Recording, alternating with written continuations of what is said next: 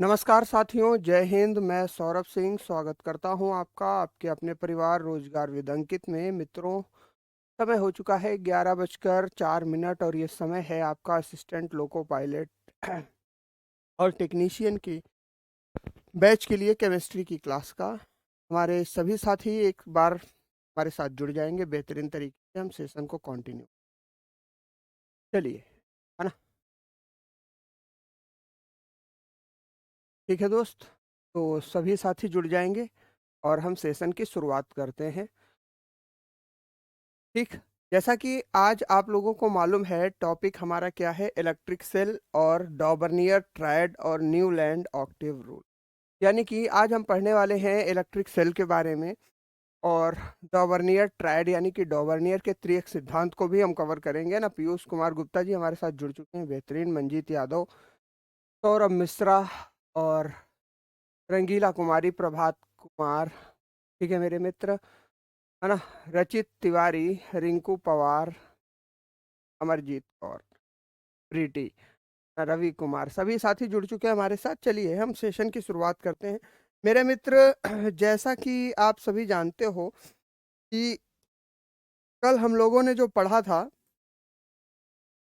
ने पढ़ा था इलेक्ट्रोलाइटिक सेल के बारे में। उसमें एक कन्फ्यूजन बहुत तगड़ा क्रिएट हुआ था कि कैथोड और एनोड क्या क्या है। ठीक, कैथोड पॉजिटिव है या? अशोक कुमार मौर्य, बेहतरीन, राम राम। ठीक है, कैथोड और एनोड को लेकर एक कन्फ्यूजन क्रिएट हुआ था कल की क्लास में, है ना भाई? तो कल की क्लास में कैथोड और एनोड को लेकर एक कन्फ्यूजन क्रिएट हुआ था। हालांकि इसका स्पष्टीकरण मैंने टेलीग्राम पर दिया, है ना मेरे मित्र। तो कन्फ्यूजन था किसके लिए, तो इसको हम थोड़ा सा चर्चा में रखेंगे। Confusion between cathode and anode, cathode and anode. देखो, एक चीज याद रखो मेरे मित्र, मैंने कई रिसोर्सेज से देखा। कल आपको टेलीग्राम पर प्रूफ भी मिला होगा कि कैथोड पॉजिटिव है, एनोड निगेटिव है ना मेरे भाई? तो अब ऐसा क्या हुआ, लेकिन ये बात भी परम सत्य है कि कहीं ना कहीं कई किताबों में आपको कैथोड जो दिया गया है वो निगेटिव दिया गया है, एनोड पॉजिटिव दिया गया है। इसके केस होते हैं, जरा ध्यान से समझ लो।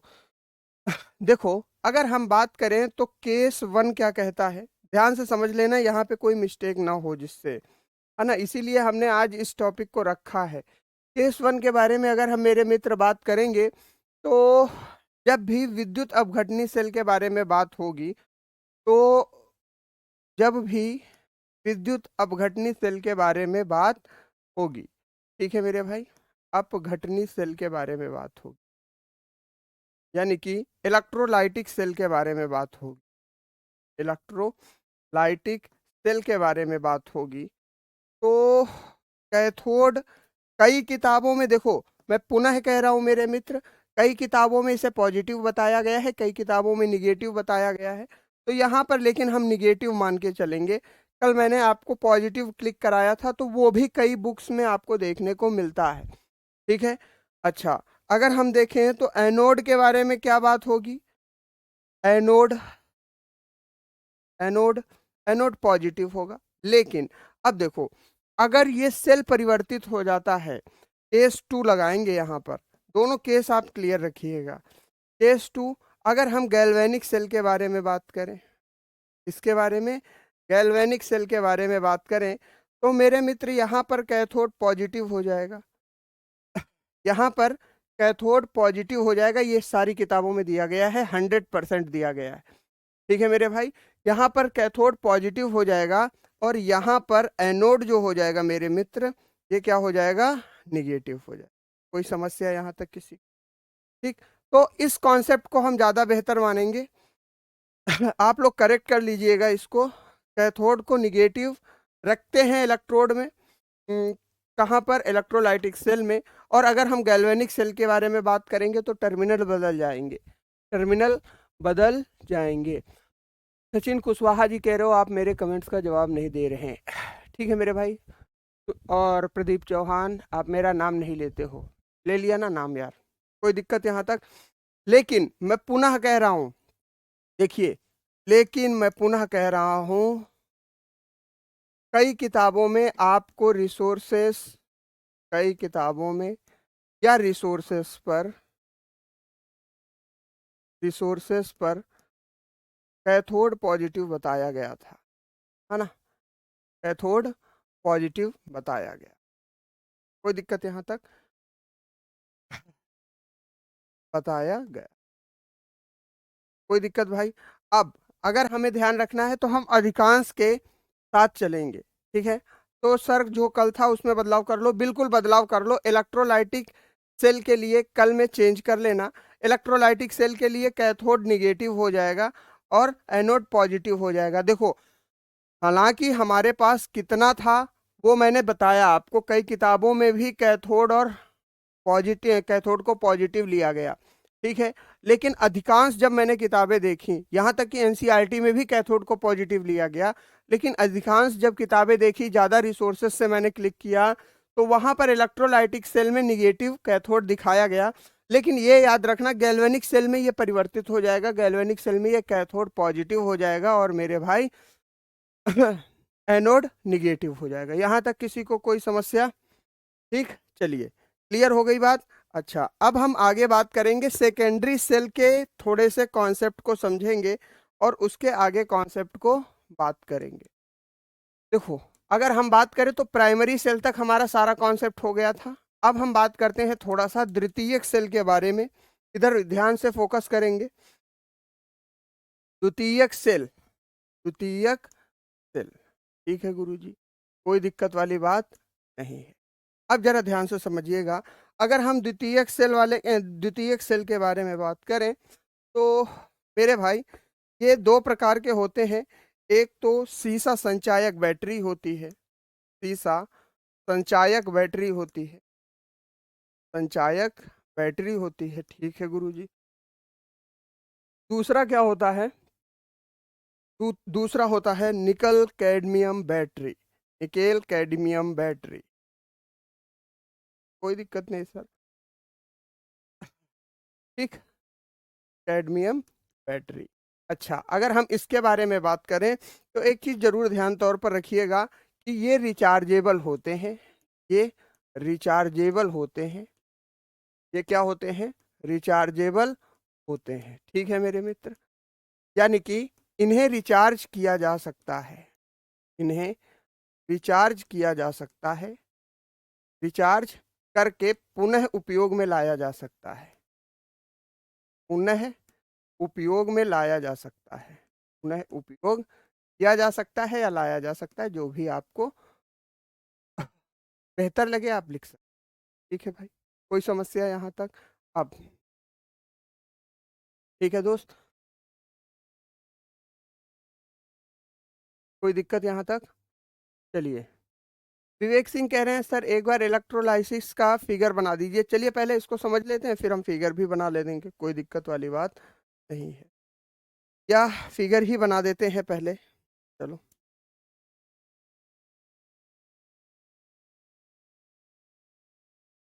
देखो, इसका अगर हमें फिगर देखना है तो चलो हम फिगर देख लेते हैं इलेक्ट्रोलाइटिक सेल का। इलेक्ट्रोलाइटिक सेल, ठीक है भैया। देखो, बहुत ध्यान से देखना इसमें। अगर हम बात करें, इसमें इलेक्ट्रोलाइट भर दिया है, ठीक है गुरुजी। अच्छा, अगर इसमें क्या भर दिया गया है? इलेक्ट्रोलाइट भर दिया गया है, और ये इलेक्ट्रोलाइट, इलेक्ट्रोलाइट, इलेक्ट्रोलाइट यानी कि विद्युत अपघट्य, विद्युत अपघट्य, ये किसका है? ये हमारा है भाई CuSO4, ठीक है मेरे भाई, कोई दिक्कत यहाँ तक? चलिए, अगर हम बात करें तो इसमें दो इलेक्ट्रोड डुबो दिए गए हैं। तो अब क्या करना है? एक इलेक्ट्रोड पर मेरे मित्र क्या होगा? एक इलेक्ट्रोड पर होगा पॉजिटिव चार्ज और एक इलेक्ट्रोड पर होगा निगेटिव चार्ज, ठीक है गुरुजी, कोई दिक्कत वाली बात नहीं। अगर हम बात करें तो ये जो पॉजिटिव चार्ज होगा ये इलेक्ट्रोलाइटिक सेल में केवल, सेल में केवल, ठीक है मेरे भाई, ये क्या होगा? एनोड हो जाएगा, ठीक है। और ये जो हो जाएगा ये कैथोड हो जाएगा, ठीक है, अधिक किताबों के रिसोर्सेस पर मैं ये बात कर रहा हूँ। ठीक है, कोई दिक्कत यहाँ तक? प्राइमरी सेल हो चुका है मेरे भाई, ध्यान से तो देखो, क्या हो जाएगा, एनोड हो जाएगा और ये कैथोड हो जाएगा। कोई दिक्कत यहाँ तक? बोलो। ठीक है, अब कैथोड पर क्या जमा हो जाएगा मेरे मित्र? कैथोड पर SO4- जमा हो जाना चाहिए और एनोड पर क्या जमा हो जाएगा? Cu+ जमा। ठीक, ये हो जाएगा हमारा विद्युत अपघटनी सेल। अगर हम इनके बारे में बात करें तो ये क्या हो जाएंगे? इलेक्ट्रोड हो जाएंगे, इलेक्ट्रोड हो जाएंगे।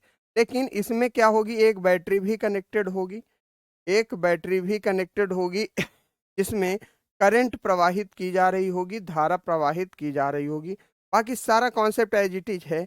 जब धारा प्रवाहित की जा रही होगी तो कॉपर सल्फेट के आयन Cu और SO4- अलग अलग ब्रेक होंगे। तो Cu जो आ जाएगा वो पॉजिटिव यानी एनोड में आ जाएगा और SO4 जो आ जाएगा ये निगेटिव में आ जाएगा। ठीक है, कोई दिक्कत यहाँ तक? ठीक, क्लियर है ना? ये इलेक्ट्रोलाइटिक सेल के बारे में बात हो रही है, यहाँ तक क्लियर हो गया?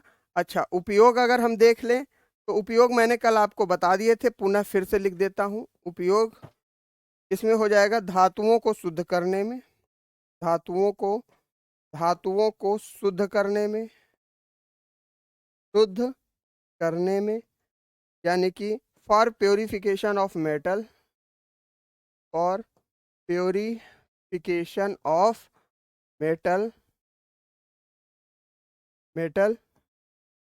ठीक है मेरे मित्र।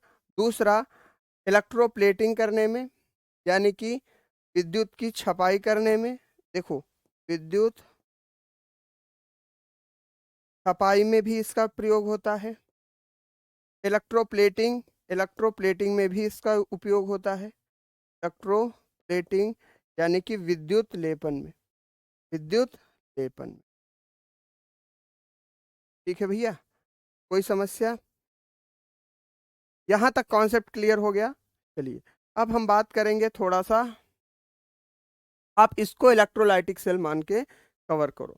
अब हम बात करेंगे मेरे भाई सेकेंडरी सेल, सीसा संचायक सेल के लिए और निकल कैडमियम बैटरी के लिए। तो ध्यान से देखेंगे भाई, अगर हम सीसा संचायक सेल के बारे में बात करें, जिसको इंग्लिश में लेड स्टोरेज बैटरी भी कहा जाता है, लेड स्टोरेज बैटरी भी कहा जाता।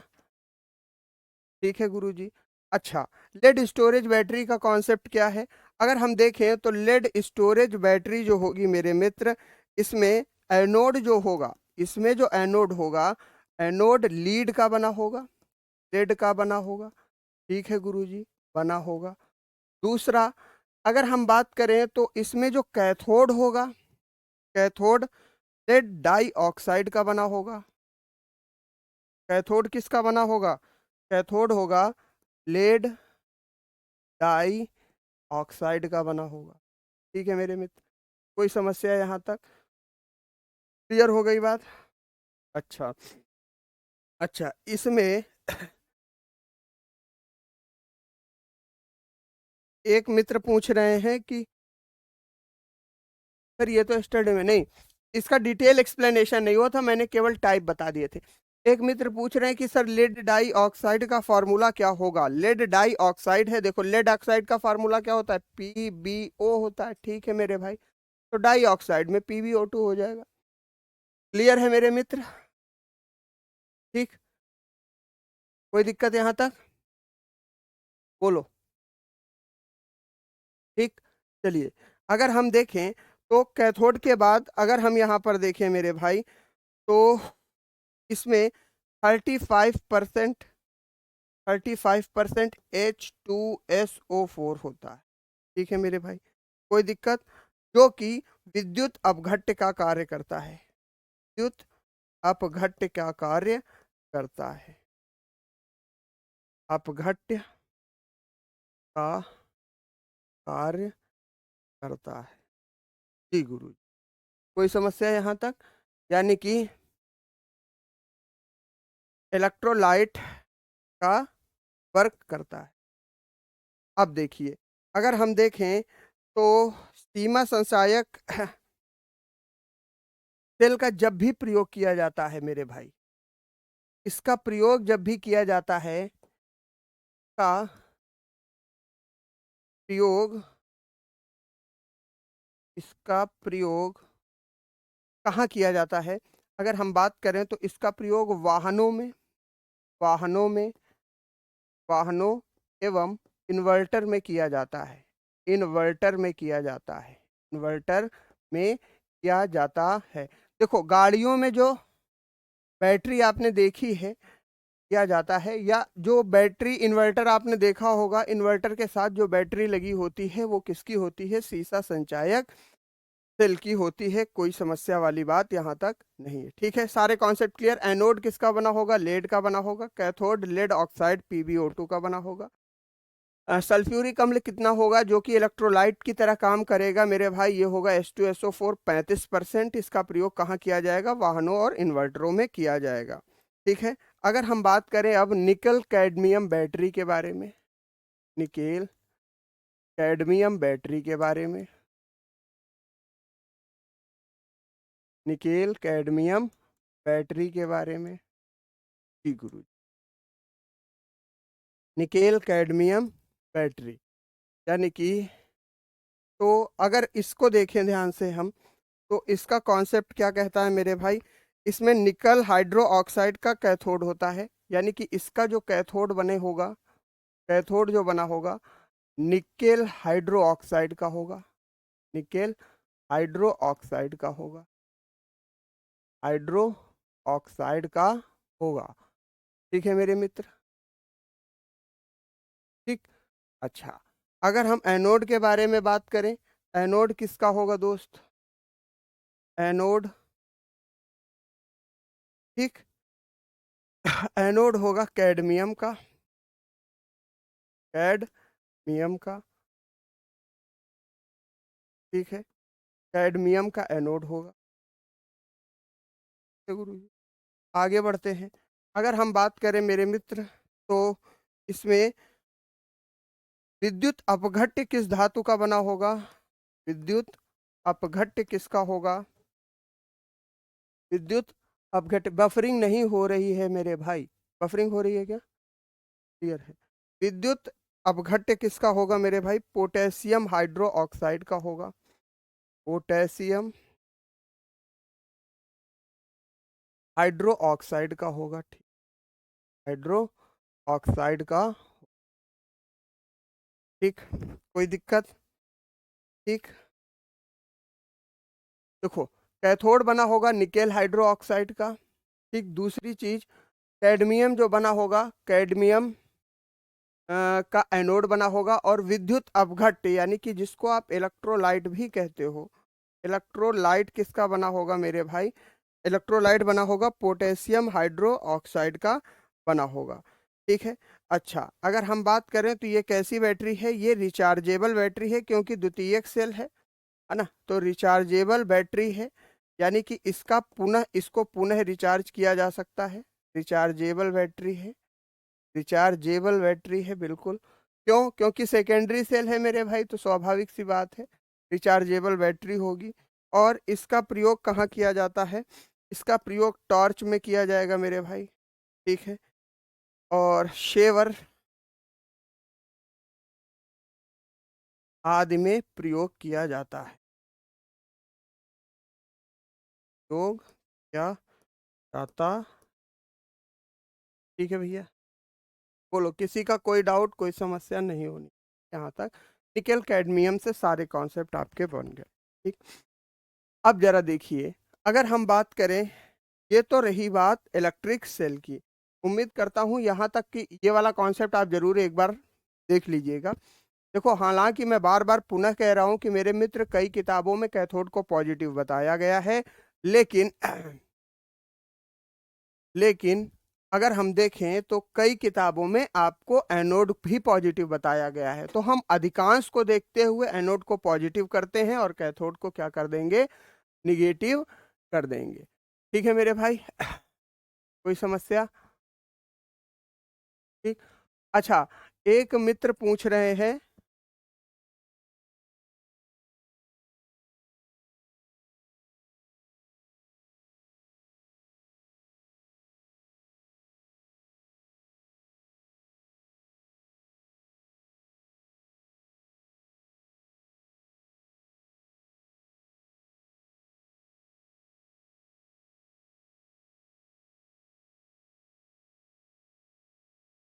ठीक है मेरे मित्र, कोई दिक्कत यहाँ तक?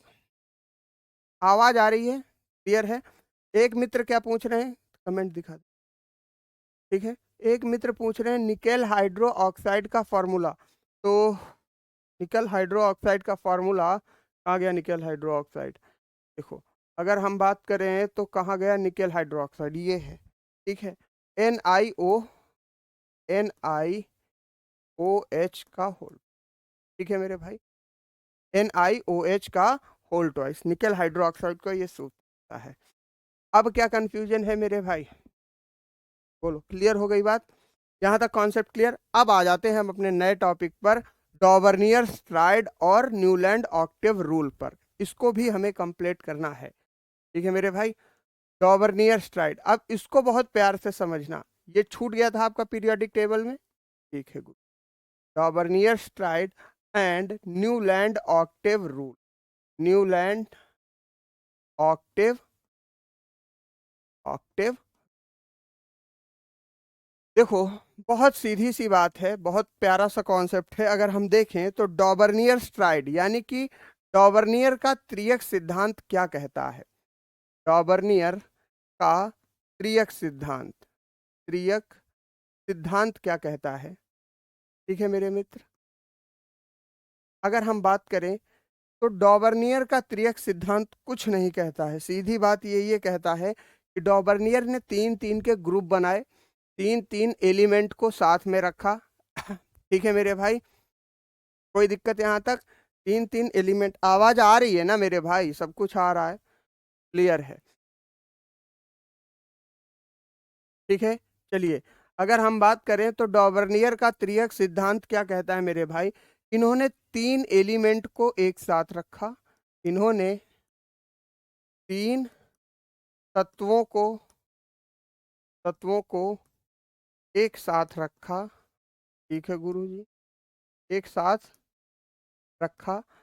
अच्छा, जिसमें ये बताया, इन्होंने क्या बताया? इसमें ये बताया गया, ध्यान से सुनिएगा, इसमें ये बताया गया कि जो दूसरा तत्व है, कि दूसरे तत्व का, दूसरे तत्व का एटॉमिक मास, यानी कि दूसरे तत्व का एटॉमिक मास यानी कि परमाणु द्रव्यमान, जिसको हिंदी में कहते हैं परमाणु द्रव्यमान, ठीक, पहले और तीसरे तत्व के बराबर है। बहुत ध्यान से देखिएगा, पहले और तीसरे तत्व के योग, तत्व के औसत के बराबर है, औसत के बराबर है। ठीक है, बात समझ में आई?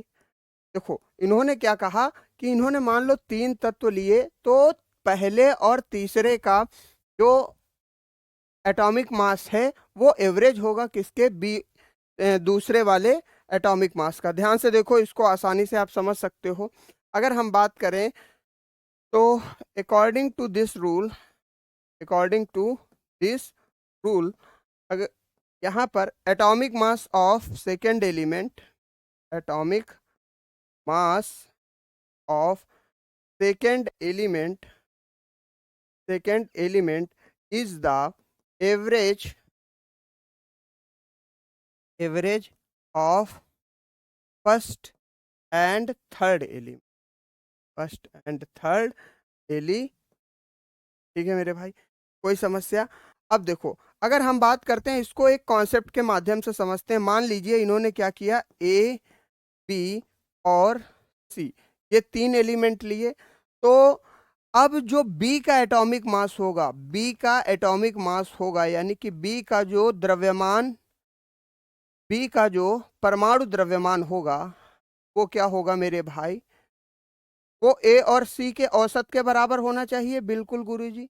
तो अब ए और सी का औसत क्या होगा मेरे भाई, A atomic mass, atomic mass plus C atomic mass. ठीक है मेरे भाई, कोई दिक्कत। अपॉन में क्या आ जाएगा, अपॉन में क्या आ जाएगा, यही तो होगा इनका औसत। बोलो, अगर हम बी के परमाणु द्रव्यमान को ये कहते हैं कि ये औसत के बराबर होगा ए और सी के, तो ए का औसत, ए का परमाणु द्रव्यमान प्लस सी का परमाणु द्रव्यमान बटे 2 हो जाएगा। यहां तक किसी को कोई दिक्कत? इंग्लिश में भी तो बता रहा हूं, according to this rule atomic mass of second element is the average of first and third element. ठीक है, यहां तक। ब्रैकेट में क्या लिखा है, कहाँ ब्रैकेट में कुछ नहीं लिखा है भाई, परमाणु द्रव्यमान लिखा हुआ है वो। ठीक, आगे बढ़े। देखो, अगर हम ये बात कहते हैं तो डॉबर्नियर ने ये कॉन्सेप्ट दिया साथ में। अब देखो यहां पर मैं पुनः लिख रहा हूं कि माना 3 तत्व हैं, कौन कौन से तत्व हैं, एक है ए, एक है बी और तीसरा क्या है, सी है। ठीक है मेरे भाई, तो बी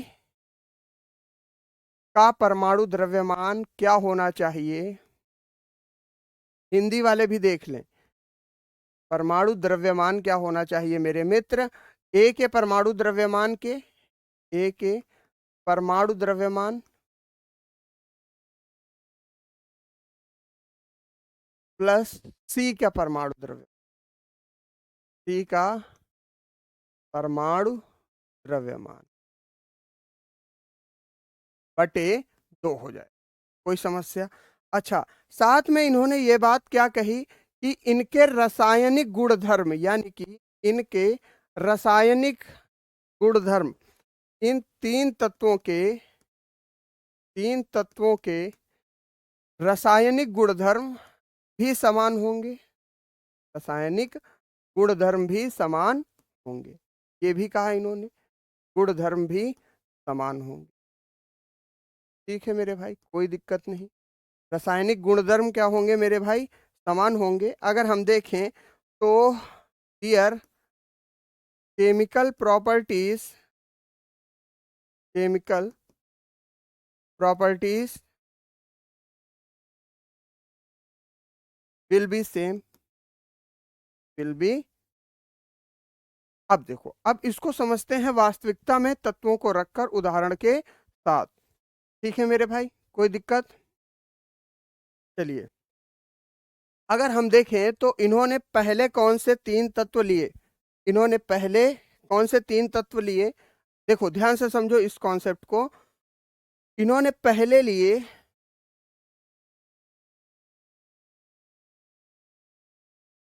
कैल्शियम, स्ट्रोंटियम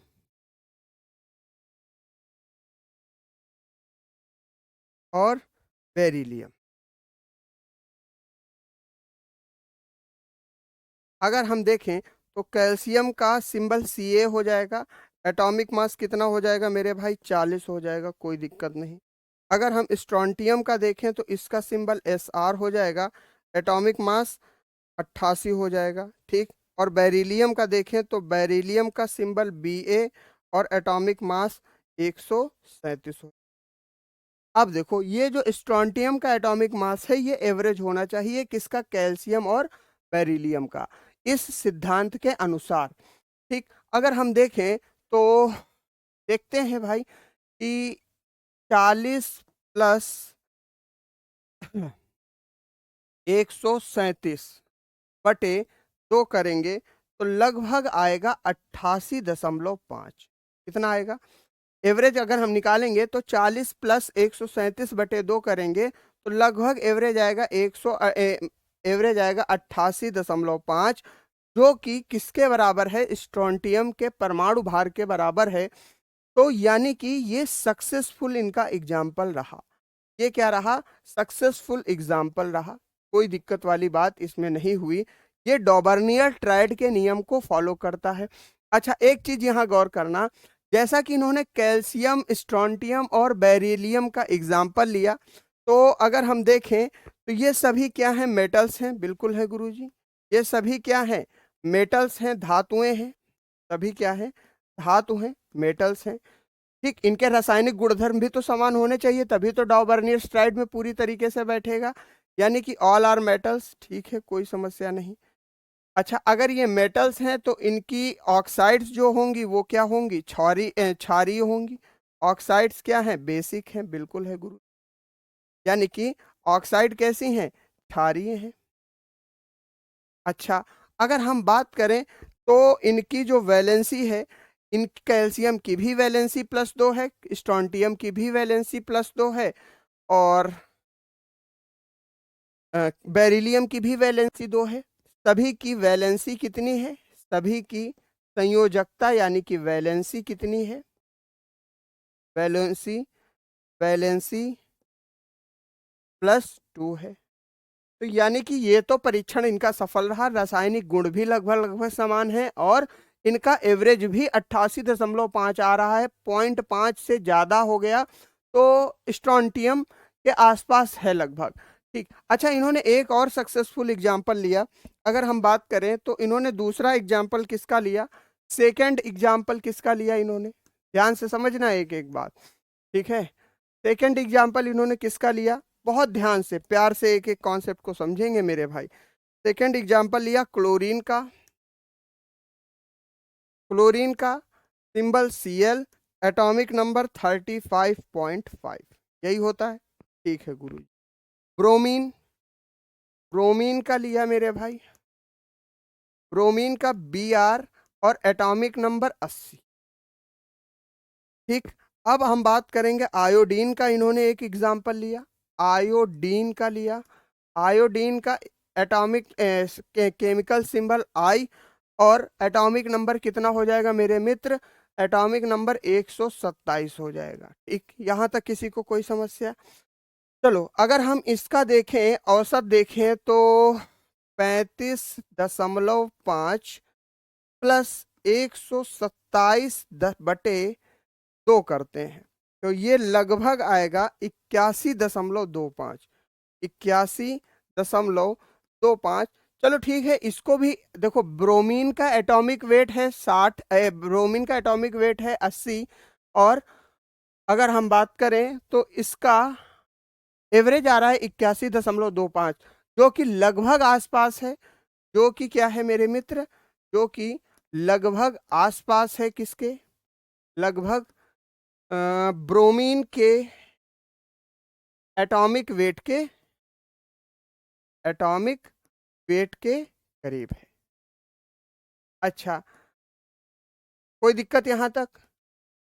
लेकिन अब यहाँ पर कॉन्सेप्ट देखो, अब यहाँ पर थोड़ा सा ध्यान से देखना कि अगर हम बात करें तो इनके रासायनिक गुण भी तो समान होने चाहिए, तभी तो हम इसको कंप्लीटली ओके कहेंगे भाई। केवल इतने से ही नहीं प्रशांत कुमार जी, ये थ्योरी आगे फेल हुई, अभी मैं उसका भी कारण बता रहा हूं क्यों फेल हुई, ध्यान से सुनिए। अगर हम यहाँ पर देखें तो केवल इतनी बात से ये सिद्ध नहीं हो जाता कि डॉबर्नियर का एटॉमिक ट्रायड सिद्ध है, इसके लिए हमें इसके रासायनिक गुणों को देखना होगा।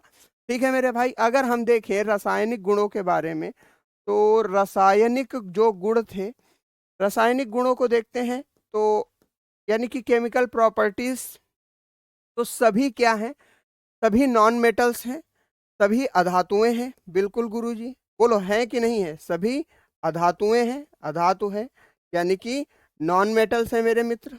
बताओ, समझ में आ रही बात, ठीक, क्लियर है यहां तक। ये तीनों क्लोरीन, ब्रोमीन और आयोडीन अधातु हैं, नॉन मेटल्स हैं, क्लियर है। अब देखो दूसरा कॉन्सेप्ट क्या कहता है, अगर ये अधातु हैं तो इनकी ऑक्साइड क्या होगी, अम्लीय होगी। अगर ये अधातु हैं तो इनकी ऑक्साइड जो होगी, ऑक्साइड जो होगी, ऑक्साइड जो होगी वो क्या होगी, एसिडिक होगी, एसिडिक होगी यानी कि अम्लीय होगी। ठीक है गुरुजी। अच्छा, अगर ऑक्साइड अम्लीय होगी तो तीसरा कॉन्सेप्ट क्या कह रहा है मेरे मित्र, ऑक्साइड क्या है, अम्लीय है। अच्छा, अगर हम बात करें तो इनकी वैलेंसी क्या होगी, वैलेंसी यानी कि संयोजकता, संयोजकता सभी की -1 होगी, संयोजकता सभी की क्या होगी, -1 होगी, यानी कि सभी को एक इलेक्ट्रॉन चाहिए अपना अष्टक पूरा करने के लिए। क्लियर हो गई बात यहाँ तक। अगर हम देखें तो ये एग्जाम्पल भी इनका क्या रहा, सक्सेसफुल, बिल्कुल। लेकिन अब मामला आता है तो फिर क्यों हमने डॉबर्नियर ट्राइड्स को आवर्त सारणी में शामिल नहीं किया, ये फेल कहां पर हुए।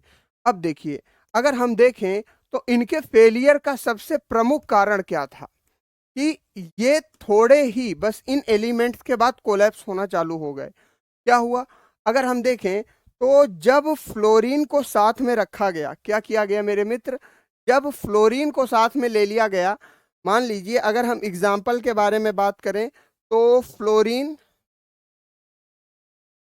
क्लोरीन और ब्रोमीन, ठीक है, ब्रोमीन, ठीक है सर। अब देखो, अगर हम फ्लोरीन का एटॉमिक मास देखें तो कितना होता है, 19 होता है। फ्लोरीन का होता है भैया 35.5 और ब्रोमीन का कितना होगा, 80 होगा, ठीक है, कोई समस्या। अब देखो, अगर हम देखें तो यहां पर 19 + 80 बटे 2 करेंगे तो ये लगभग लगभग आएगा किसके बराबर, 19 + 2 यानी कि 9, 8, 1, 9, 99/2। 99/2 से 99 को आप भाग कर लो, 2 चौको 8 आ जाएगा, 9 आ जाएगा, 2 9 18 आ जाएगा। ठीक है मेरे भाई, पॉइंट लगाएंगे, 0 जाएगा, 2 पंचे 10। ठीक, ये लगभग आएगा 49 पॉइंट के आसपास। ठीक है सर, 49.5 के आसपास पॉइंट आ रहा। अब देखो, ये बहुत अधिक है, ये बहुत अधिक है, बहुत अधिक है, इससे क्लोरीन के एटॉमिक मास से, क्लोरीन के एटॉमिक मास से। ठीक है मेरे भाई, कोई दिक्कत यहां तक, ये बहुत अधिक है क्लोरीन के एटॉमिक मास से। ठीक, समझने का प्रयास करें, पहली बार पढ़ा। हाँ तो भैया देखो, इसमें क्या समस्या है यार, इसमें कोई समस्या नहीं। देखो इन्होंने क्या कहा था कि ये जो एटॉमिक मास होगा वो आसपास बराबर होना चाहिए, किसके, क्लोरीन के। तो हमने इसका एवरेज निकाला तो इसका एवरेज आ रहा 49.5, 49.5, जो कि बहुत ज्यादा है किसके, क्लोरीन के एटॉमिक मास से। क्लोरीन का एटॉमिक मास है भैया 35.5 और इसका औसत आ रहा है 49.5। तो अगर हम ये देखें तो यहां पर इनका ये जो ट्रायड था, ट्रायड का सिद्धांत, त्रियक का सिद्धांत फेल हो रहा है कि नहीं हो रहा है, बताओ भाई। त्रियक का सिद्धांत फेल हो रहा है, बिल्कुल फेल हो रहा है गुरुजी। सिद्धांत क्या हो रहा है, फेल हो रहा है। ठीक है, स्पष्ट तौर पे दिख रहा है। अगर ये 35.5 के आसपास लगभग 34 आ जाता, 33 आ जाता, चलो एक बार को मान लिया, या 36 आ जाता, तो हम इसको सही कह सकते थे। लेकिन क्लोरीन का एटॉमिक मास है, परमाणु द्रव्यमान है 35.5 और इसका एवरेज कितना आ रहा है, 49.5, यानी कि 10 से ज्यादा का फर्क आ रहा है, सीधा सीधा। बात समझ में आई, सीधा सीधा कितना फर्क आ रहा है, 10 से ज्यादा का फर्क आ रहा है। बोलो यहां तक सभी को क्लियर है, कॉन्सेप्ट क्लियर है, डॉबर्नियर त्रियक सिद्धांत क्लियर है कि नहीं क्लियर है, पहले ये बताओ। एक बार कमेंट में यस करके बताओ अगर क्लियर है तो। ठीक है भाई, है ना, अगर क्लियर है तो एक इशारा दो, अगर ये कॉन्सेप्ट क्लियर है तो। साउंड नहीं आ रहा, क्या बात कर रहे हो दोस्त, पूरी पूरी साउंड आ रही है, बता रहे हो साउंड नहीं आ रहा।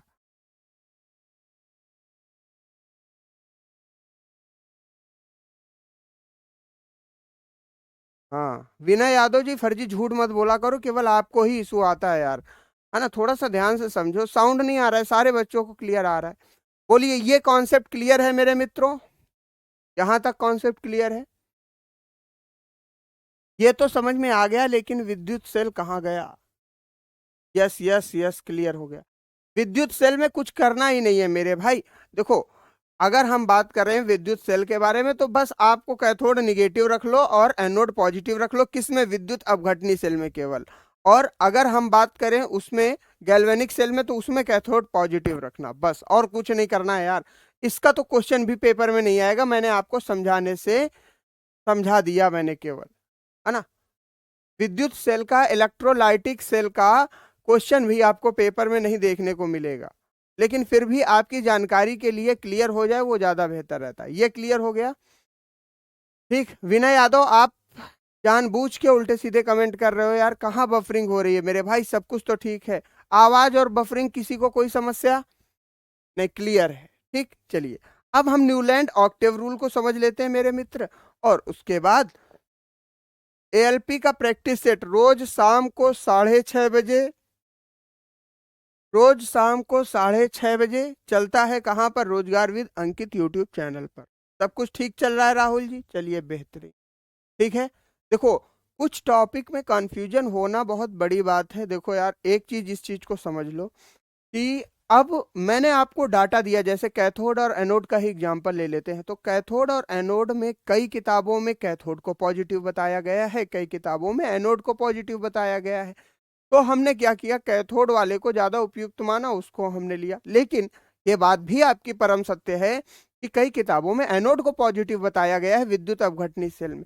तो इस टाइप के कंफ्यूजिंग कॉन्सेप्ट आपको देखने के मिलेंगे उसमें, साइंस में। ठीक है मेरे भाई? ठीक, कोई दिक्कत यहां तक?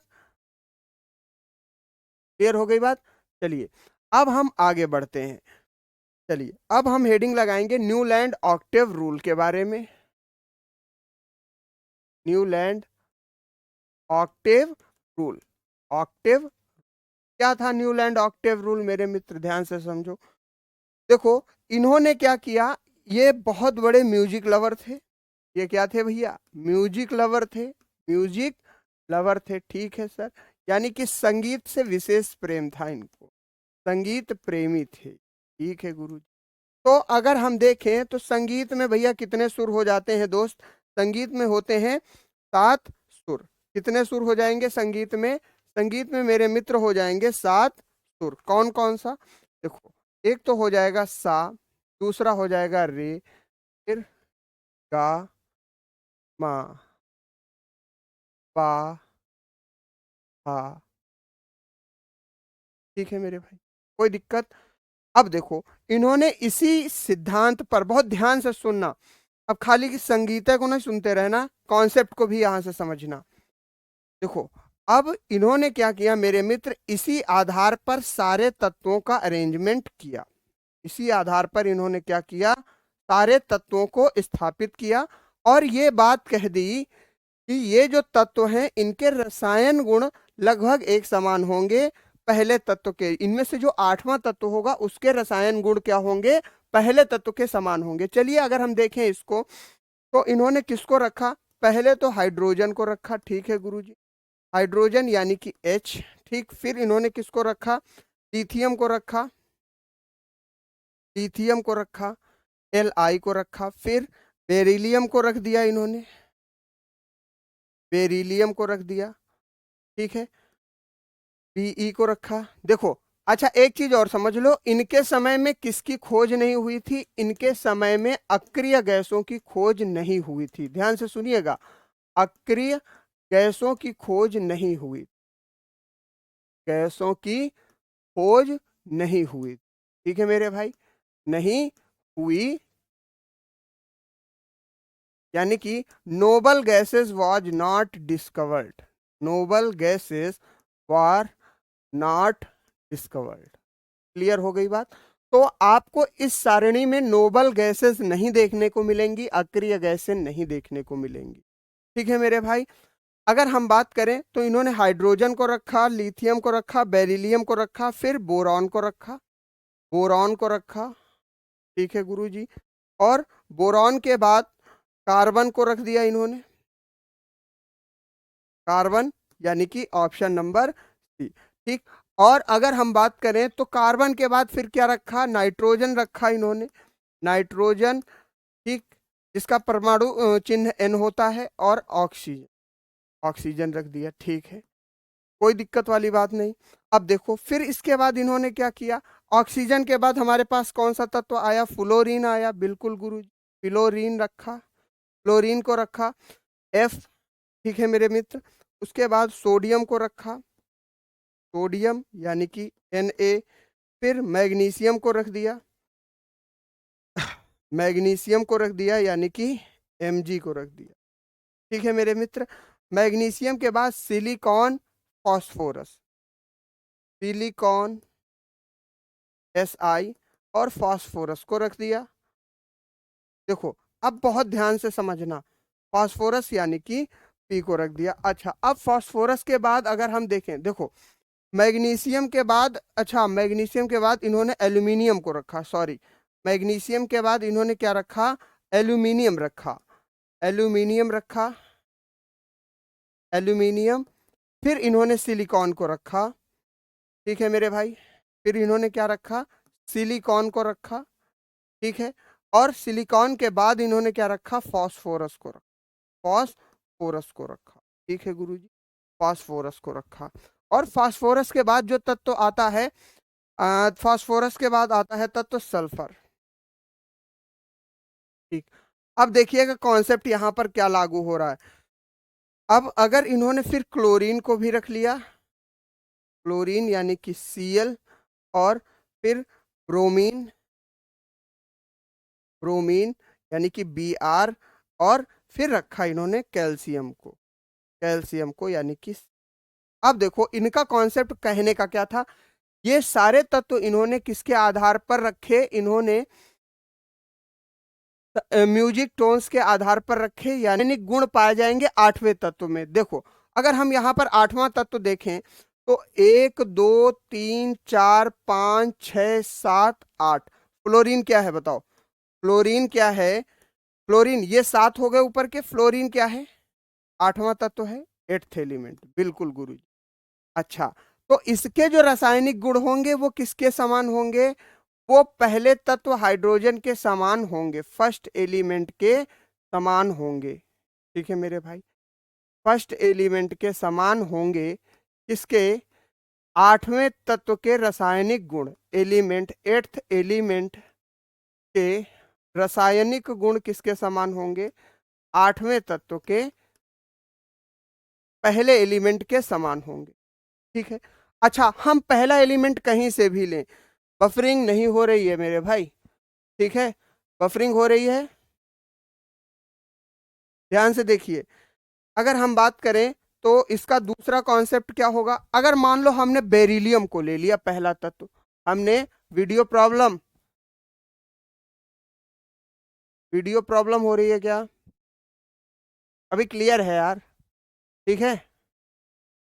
देखिए अगर हमने क्या ले लिया भाई, बेरिलियम का पहला कॉन्सेप्ट ले लिया, क्या ले लिया, बेरिलियम का पहला कॉन्सेप्ट ले लिया, तो ये बेरिलियम हमने पहला मान लिया, तो अब आठवां तत्व कौन सा होगा, 1 2 3 4 5, भैया बफरिंग हो, ठीक है। अगर हमने बेरिलियम को पहला मान लिया,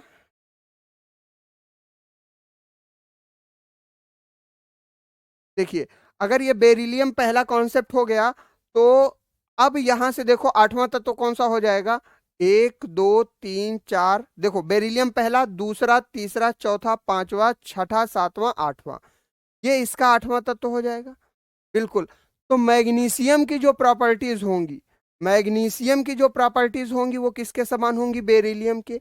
यानी कि ये कुल मिलाकर कहना क्या चाहता है, जो आठवां तत्व होगा वो पहले से, पहले वाले तत्व के बराबर केमिकल प्रॉपर्टीज रखा है। ठीक है मेरे भाई, कोई दिक्कत यहां तक, कोई समस्या, क्लियर है। देखो अब ठीक इसी प्रकार से हम एक और एग्जांपल ले लेते हैं। अगर हम देखें तो ये कार्बन को अगर हम पहला तत्व मान लेते हैं, आप कहीं से भी पहला तत्व मानो, A to Z कहीं से भी पहला तत्व मानो, अगर हम कार्बन को पहला तत्व मान लेते हैं तो ये हो जाएगा मेरे भाई 1 2 3 4 5 6 7 8, तो आठवां तत्व इसमें कौन सा आ रहा है मेरे भाई, सिलिकॉन आ रहा है। तो अगर सिलिकॉन जो होगा, सिलिकॉन की जो रासायनिक गुण होंगे वो किसके समान होंगे, कार्बन के, क्योंकि पहला तत्व हमने कार्बन माना था। तो कार्बन 1 2 3 4 5 6 7 8, यानी कि सिलिकॉन जो हो रहा है, आठवां तत्व जो है वो पहले तत्व के समान गुणधर्म रखेगा। बात समझ में आई, ये मामला इनका चला, लेकिन इनकी थ्योरी सिद्धांत फेल हो गया। क्यों हुआ सिद्धांत फेल हो गया, क्यों, इन्होंने नोबल गैस की डिस्कवरी नहीं हुई उस टाइम, नोबल गैस की खोज नहीं हुई थी, इसलिए फेल हुआ, पहली चीज। नोबल गैस की खोज अगर हो गई होती तो वहां पर नोबल गैसें भी आती, जैसे हीलियम को छोड़ा इन्होंने, आर्गन को छोड़ा, खोज नहीं हुई थी। ठीक। दूसरा दूसरा इन्होंने नोबल गैस के लिए, अक्रिय गैसों के लिए खाली स्थान भी नहीं छोड़ा था।